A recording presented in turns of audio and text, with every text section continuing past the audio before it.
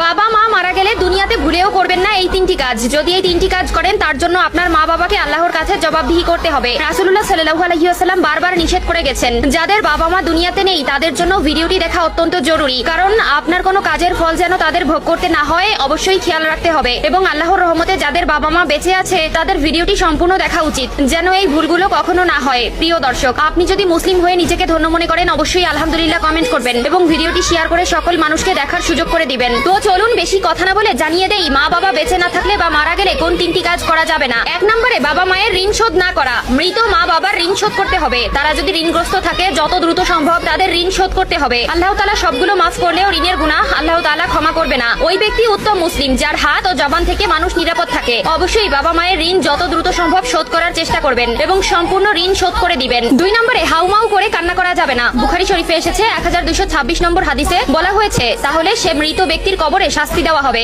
যদি আপনি হাউমাউ করে কান্না করেন, চিৎকার করে কান্না করেন, অনেকেই গড়াগড়ি করে কান্না করে, অনেকে নিজেকে নিজে আঘাত করে, পাগলের মতন আচরণ করে, খবরদার এই ভুলগুলো করা যাবে না। আল্লাহ তাআলা আপনার আপনজন নিয়ে আপনাকে পরীক্ষা করবেন। অবশ্যই কষ্ট লাগে। যে বাবা মা এত মায়া মহব্বত করে ভালোবাসা দিয়ে বড় করেছেন সেই মা বাবাকে হারিয়ে ফেললে কষ্ট লাগারই কথা। তাদের জন্য অবশ্যই দোয়া করবেন, চোখের পানি ফেলবেন, কিন্তু হাউমাউ করে বিলাপ করে গড়াগড়ি করে চিৎকার করে কান্নাকাটি করা যাবে না। পবিত্র কোরআনে এই বিষয়ে সূরা বাকারার 53, 54, 55 নম্বর আয়াতে স্পষ্ট করে বলে দিয়েছেন। না জানার কারণে